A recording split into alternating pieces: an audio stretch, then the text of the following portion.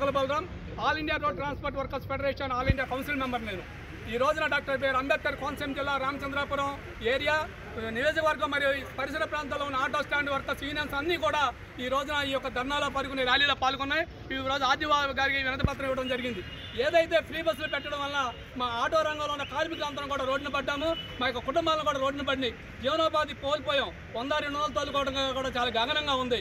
ఇప్పటికైనా ప్రభుత్వం ఏడాదికి మా ప్రతి ఆటో డ్రైవర్కి కూడా 30,000 రూపాయలు ఇవ్వాలని చెప్పని, అదేవిధంగా సంక్షేమ బోర్డు ఏర్పాటు చేయాలని చెప్పని, ఏదైతే వాహన మిత్ర ఉందో అది వెంటనే అమలు చేయాలని చెప్పని, మళ్ళీ అదేవిధంగా ఏదైతే సంక్షేమ బోర్డు ఏర్పాటు చేయాలి, జీవో నెంబర్ 21 రద్దు చేయాలని చెప్పని, అందరికీ భారంగా ఉన్న మన ఏటీసీ సెంటర్లను రద్దు చేయాలని చెప్పని డిమాండ్ చేస్తున్నాం. ఈ యొక్క ఫ్రీ బస్ పథకం వల్ల లక్షలాది ఆటో డ్రైవర్లు రోడ్డున పడ్డారు, జీవనోపాధి కోల్పోయారు.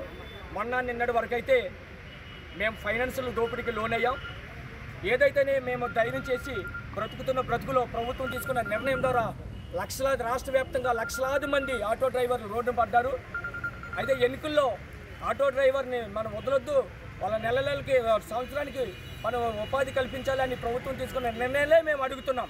ఈ ఫ్రీ బస్ పథకం వల్ల మేము ఎవరికి ఎటువంటి ఇబ్బంది కలగకూడదని మేము మౌనం దాల్చి ఈ రోజున రామచంద్రపురంలో శాంతియుత ర్యాలీ జరిపించడం జరిగింది. అలాగే ప్రభుత్వం మాపై దృష్టి సారించి ఏదైతే మేము జీవనోపాధి కోల్పోయామో ప్రభుత్వం ఏదైతే మా పట్ల ఇస్తానన్నదో చిత్తశుద్ధితో ఇవ్వాలని మనస్ఫూర్తిగా కోరుకుంటూ సెలవు తీసుకుంటున్నాను. తెలుగులో ఫాస్టెస్ట్ న్యూస్ ఇప్పుడు కొత్త అవతారంలో 5 సెకండ్లోనే పూర్తి వార్తా సమాచారం మీ చేతిలో.